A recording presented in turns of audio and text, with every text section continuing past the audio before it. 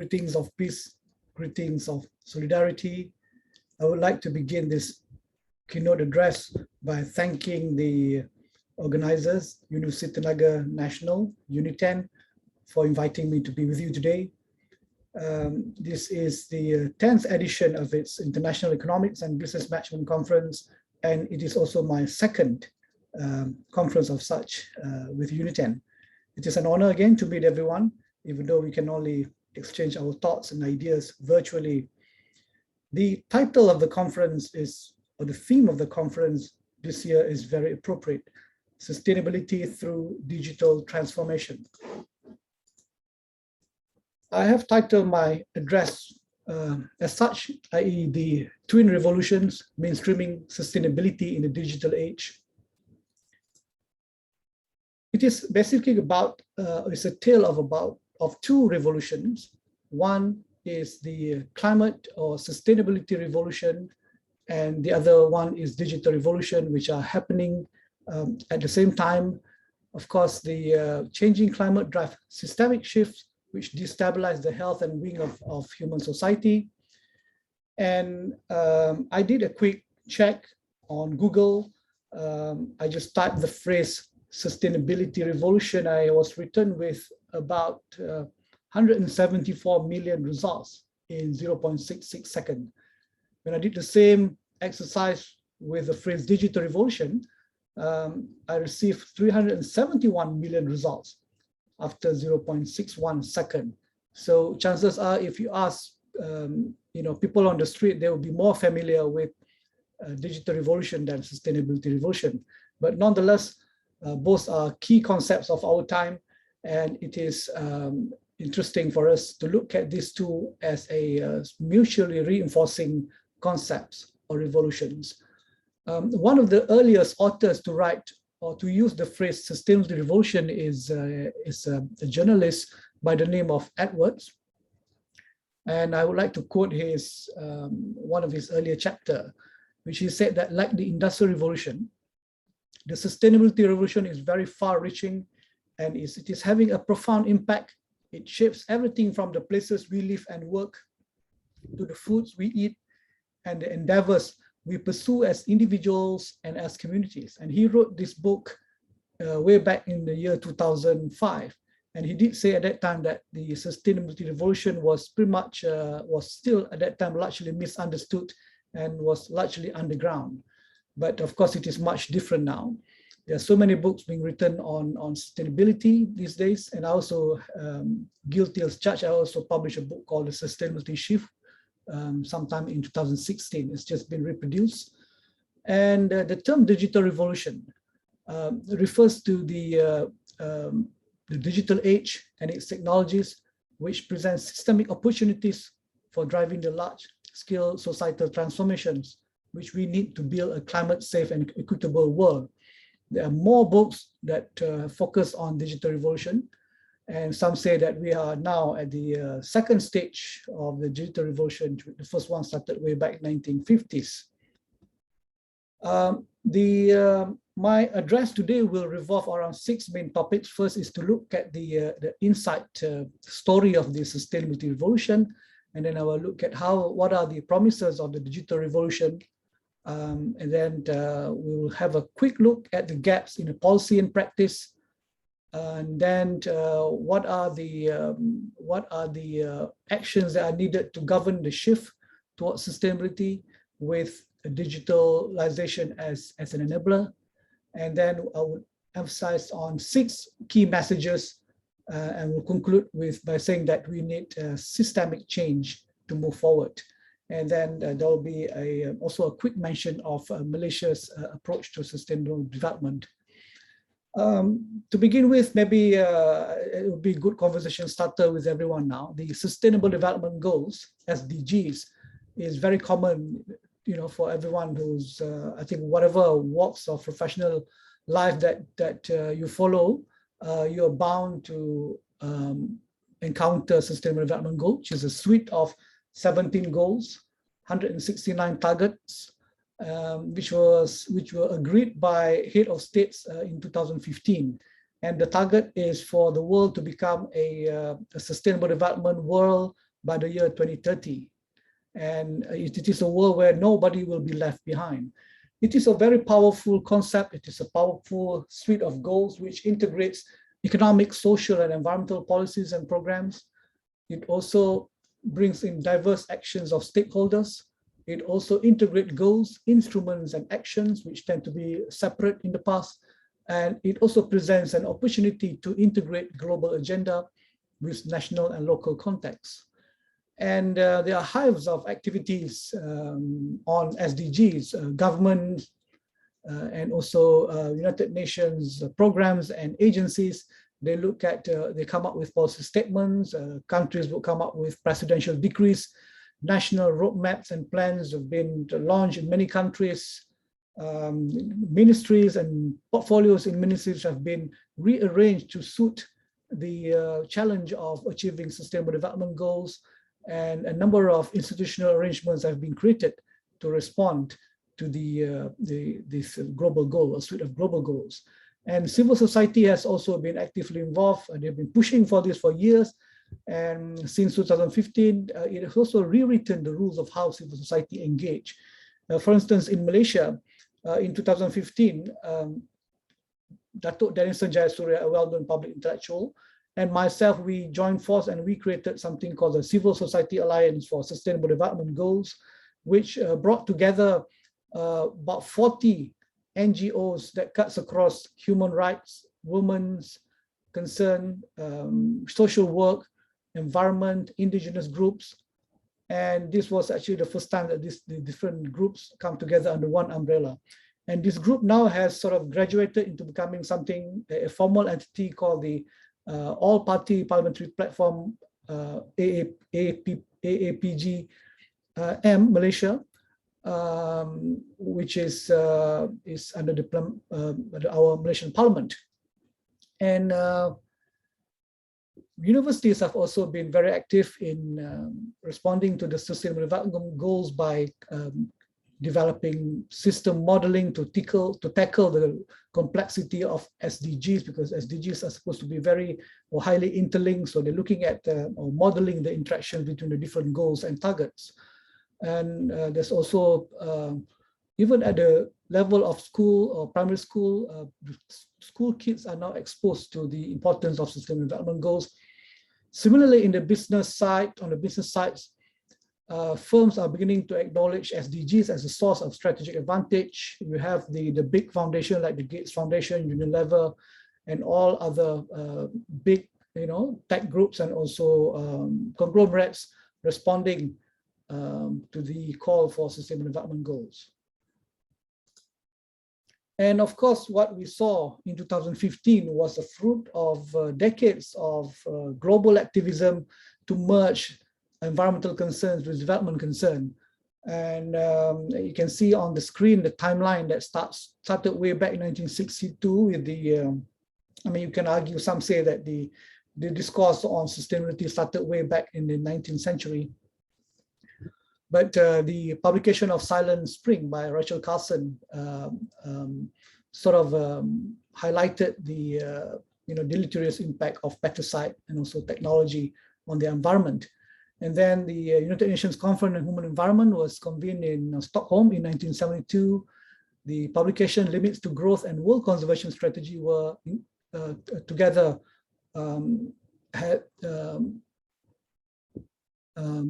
provided the key principles for sustainable development. And of course, 1992 was a very important year with the UN Conference on Environment and Development in Rio de Janeiro, or UNCED. And then there was another one 10 years after that, the World Summit on Sustainable Development. And then 2015 was the United Nations Sustainable Development Summit. And in between, there were many conference of parties gathering on climate change, on biodiversity, which continue to define our relationship, human relationship with nature. And I would just like to bring back our attention to the a phrase in the Brundtland Report 1989, Chapter 2, towards sustainable development, where there was a clear emphasis on on technology. We said that the fulfillment of these tasks or challenges of emerging environment development will require the reorientation of technology. which is the key link between humans and nature. First, the capacity for technological innovation needs to be greatly enhanced in developing countries so that they can respond more effectively to the challenges of sustainable development. Second, the orientation of technology development must be changed to pay greater attention to environmental factors. This suggests that there was not enough attention paid to environmental factors in the past.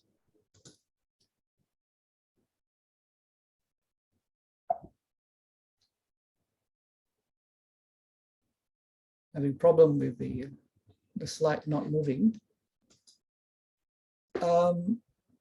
So those are the sort of inside story of the sustainability revolution, which I stopped there with the emphasis on technology. But can technology solve unsustainability problem or the problem of unsustainability? To begin with, there's in the discourse on environment, there's always this ambivalent relationship between technology and environment as perceived by scholars and thinkers. Technology has played an important role in bringing about development, like it brought about power generation, transportation, water production that improve quality of life.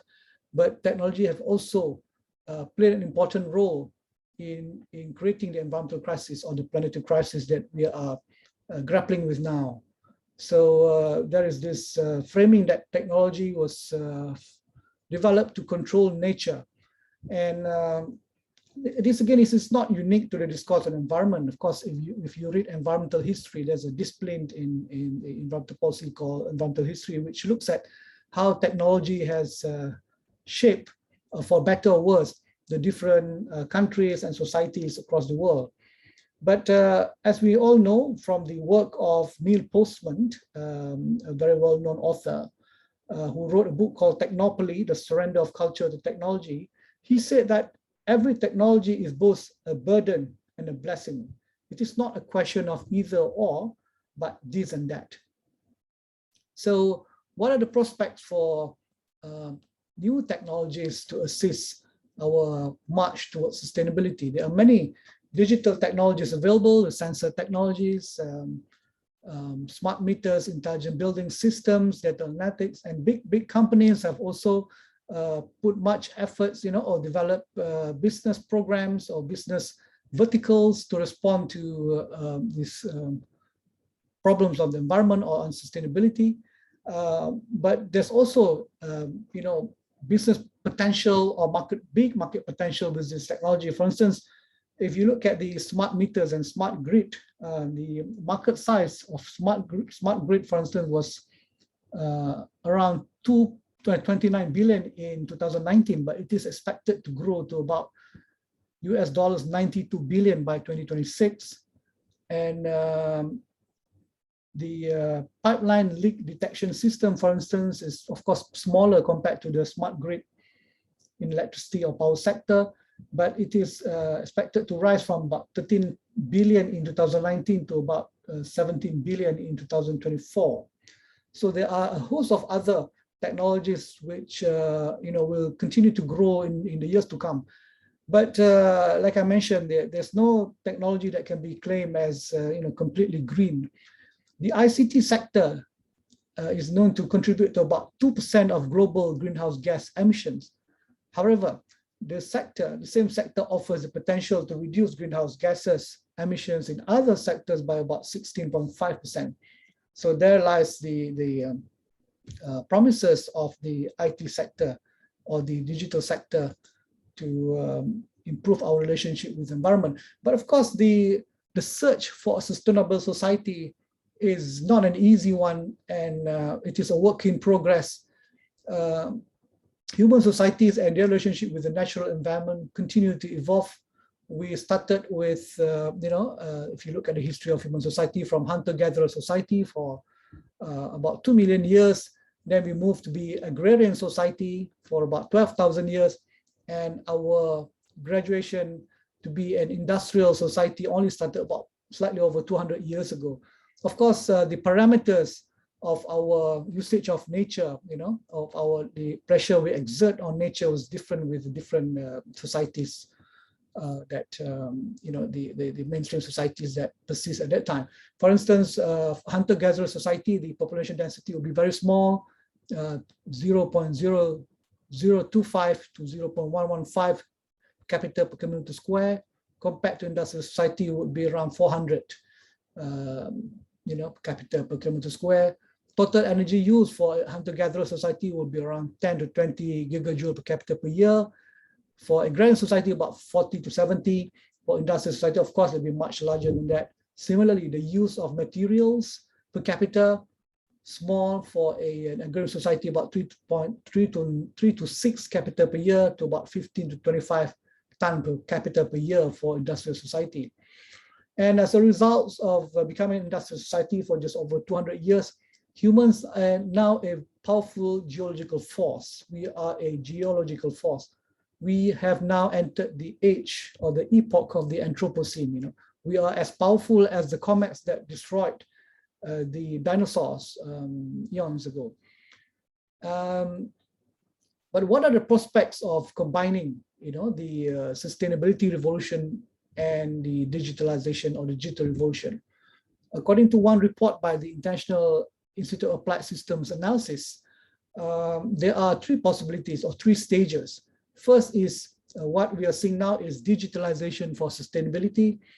And then after some time, we will be a sustainable digitalized society, which then the future will then, the future of Homo sapiens, the future of humans will be redefined as, we are beginning to master technologies like biotechnologies and the bionic system and all that. It used to be science fiction, but will later become a reality.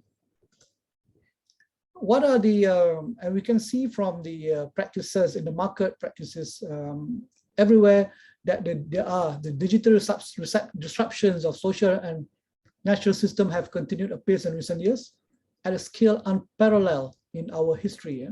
So there have been a number of applications of digitalization or digital technology to improve our relationship with nature. For instance, the big data analytics is now transforming the energy vertical, with the smart grid, which I mentioned earlier, which can be used to forecast activities like predicting changes in power flow. It can also help with the operations and also the settlement of bills, for instance. And this has to do with the growing decarbonization and decentralization of electricity grid, which require smarter solutions. The Amazon has always been the capital of biodiversity and of course a space for conflict between environment and development. But now there is an initiative called the Amazonia Third Way Initiative, which harnesses the physical, digital, and biological technologies of IR 4.0. There is a lab, an Amazonian Creative Lab, which generate high-tech solutions which capitalize on the local ecosystem resources and bring in the Amazonian people to work, with their local ecosystem resources using high technology or advanced digital technologies. And then for many years, the consumers are getting more and more concerned with how their resources or products are produced. So for a number of years, the concern with non-state market-driven governance, for instance, palm oil is governed by a series of certifications, and this is, created a concern along the supply chain. So there are demand from regulators and consumers for greater transparency in reporting the environmental damages. And this is made possible now with new technologies. For instance, there's a company called Octal's Geotraceability, which monitors production impact. There is I think an NGO that called Watt Time, which monitors clean energy in real time, and distributes this information to the consumers to ensure or to assist them in making the decision whether to buy or not buy something. And there's also numerous platforms for research, digital platform for global research. One of the key research or global research endeavor of the Future Earth have come up with something called Futures Collab with the MIT Center for Collective Intelligence. The aim was to facilitate dialogue, and this Futures Collab has produced a number of important reports on digitalization and digital age and sustainability. And I think everybody knows by now the importance of digital business platforms. I need not go into great detail, but these platforms have changed, the notion of work through the interplay of technologies, business, and users. Using big data analytics, network algorithms, etc., etc.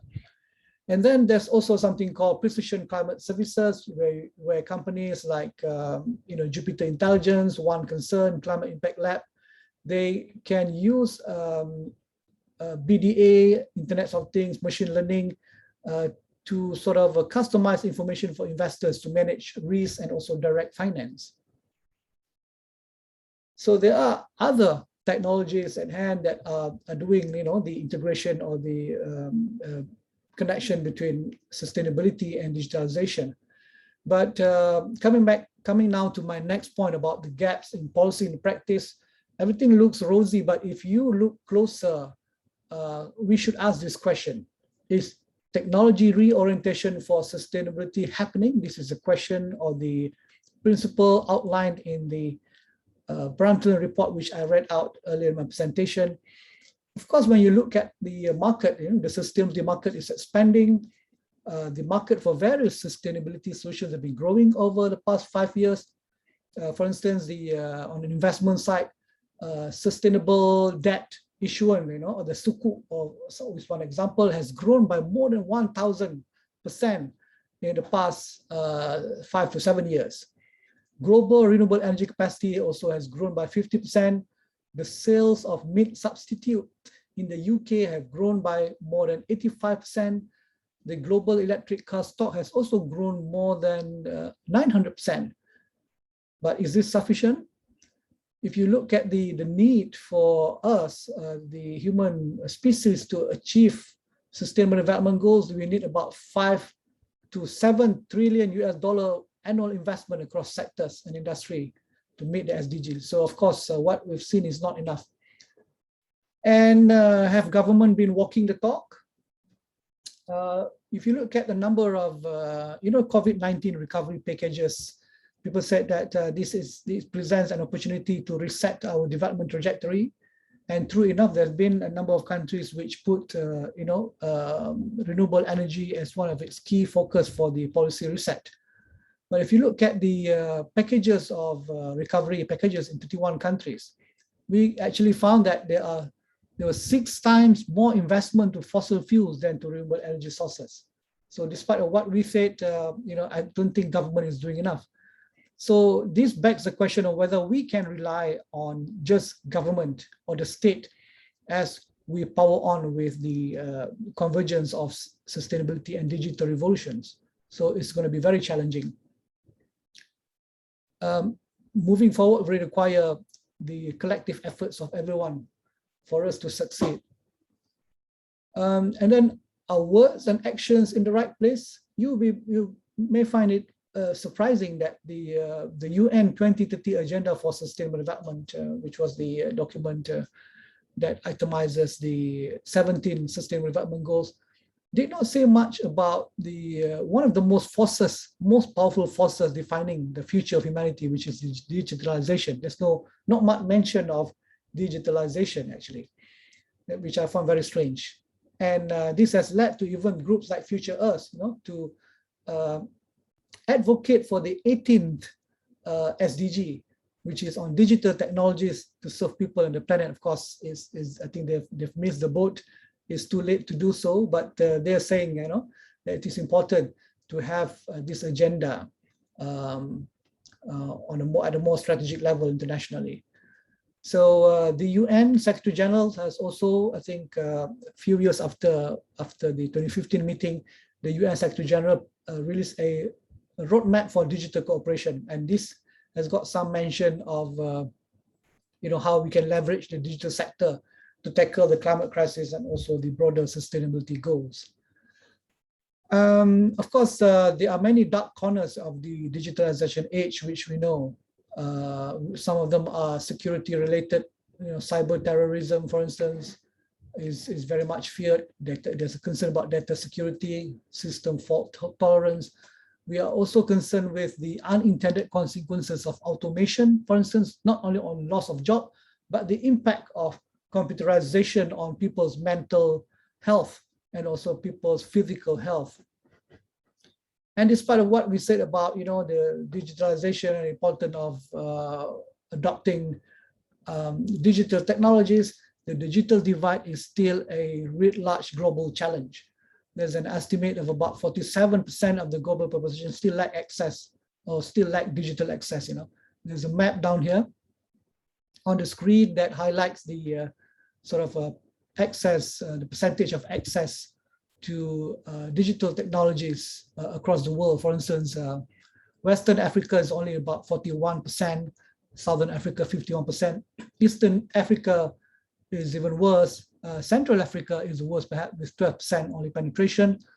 Southeast Asia is not too bad with 60%, but even in Oceania, like countries like Australia, it's only about 69% digital access compared to Northern America of about 95%. So it is still a challenge, and this compromises, the engagement drive that we hope the digital or the digitalization age could provide to everyone. Now, how do we govern the transformation? Of course, we know by now that digital disruption for sustainability is a must, but we also need to reimagine governance for humanity and nature through a new social contract. How do we do this? And we need a concerted global effort to link the two revolutions through a systems change, which will address rules, power structures, and mindset that constrain our transformative actions. And I think to respond to this, in 2020, leaders from business, government, academia, civil society issued something called the Montreal Statement on Sustainability in the Digital Age. And this group outlined 5 short-term actions to overcome the risks of the digital age and also leverage its transformative capabilities to build a sustainable world. What are these 5 actions? First is to build a new social contract for digital age, which addresses individual rights, justice, and equity. There's also a question of access. Secondly, is to ensure open and transparent access to data and knowledge critical to achieving sustainability and equity. Number 3 is to foster public and private collaborations to develop and manage artificial intelligence and other technologies in support of sustainability and equity. And there is also an emphasis to promote research innovation, to steer digital transformation towards sustainability and equity. And finally, to support targeted communication, engagement, and education to advance the social contract as per mentioned above. So those are the the governance shift, immediate shift that is required to ensure that our march towards the reorientation of technology for sustainability will be a success story. So just to conclude, there are 6 key takeaways that I would like to emphasize before I end my presentation today. For sure, sustainability and digitalization revolutions are real. The ways we work and live, our present and future, are now being redefined, but they are being redefined at a different speed by these 2 revolutions, if you like. And then there is also this emphasis or recognition of the ambivalence of technology, which is a key link between humans and nature. But technology for sustainability will require reorientation. And this reorientation is not an automatic process. There needs to be a governance structure to enable or to catalyze the reorientation as defined in the Brundtland report way back. There are already emerging applications. There are many innovative approaches capitalizing on IR 4.0, and we have to see, and there needs to be more global communication on how we can, benchmark and also scale up some of these success stories. There also needs to be more clarity in policy statement. In fact, there is insufficient policy emphasis on the linkages between sustainability and digitalization. We seem to expect that this will happen automatically, but it won't unless we intervene in a structured way. We also need to address the digital divide so that the capabilities must be ensured so nobody will be left behind by the year 2030. And there needs to be a concerted global effort to reimagine governance for humanity and nature via a new social contract. So we need to match our responses with the scale of the problems. So we have many responses, but they are not comparable to the scale of the problems that we are facing. So that's why there is now a need for a systemic change to disrupt the rules, power structures, and mindsets that constrain our transformative actions. I would like to stop in a minute, but there is a bit of a digression and an epilogue to just state that in Malaysia, our 12th Malaysia plan, which was released on the 27th of September, had identified circular economy as one of the key game changers. And I actually counted in the over 500-page document, circular economy was mentioned 79 times. So moving forward, I think to expedite the integration between sustainability and digital revolution, we need to include a design for a circular and low carbon economy as the foundation for the next technological revolution. And digitalization can very much help to close the material loops by providing accurate information on the availability, location, and conditions of our products. And this will not have only economic benefits, but also it will pull more research. It will encourage more research. For instance, excellence in metallurgical and chemical sciences is a precondition for a circular economy to succeed. How do we disassemble materials, blends at the atomic level? So it will spur research activities at our universities, local universities. And the citizens will also, enjoy a number of services from the emphasis on circular economy. But as we have seen again and again, we are very good when it comes to road mapping and also plan. But if we really want to be successful in combining digital revolution with sustainable revolution, we have to pay more attention on the implementation challenges. And whatever that we are trying to address for most of our problems or policy targets, even, for instance, in this case, which I have on the screen, is our attempt to bring in green technology as a policy focus from the year 2009. But our focus is we over-rely on technology adoption, and we have very weak linkages, interactions across sectors, so poor R&D and also public-private partnership. And these are divisible problems, but there are bigger problems, beneath the surface: lack of holistic regulatory framework, ineffective federal-state coordination, the absence of metrics or measurements, weak competency in human capital integration. So these are the implementation problems that we really must address as we march forward, in ensuring that not only that we ensure the integration of sustainability and digital revolution, but to have a clear benefit, day-to-day benefit for our rakyat.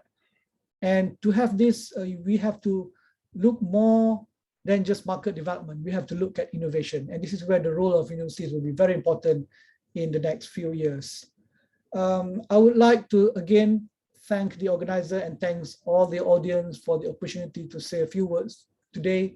And I would like to end by quoting the famous philosopher, Canadian philosopher, and also a media theorist, Dr. Herbert Marshall McLuhan, who's known for this, a quote that says that we shape our tools and therefore our tools shape us. This is the essence of technology. Thank you very much, and I hope to see you in person one of these days, inshallah. Thank you very much.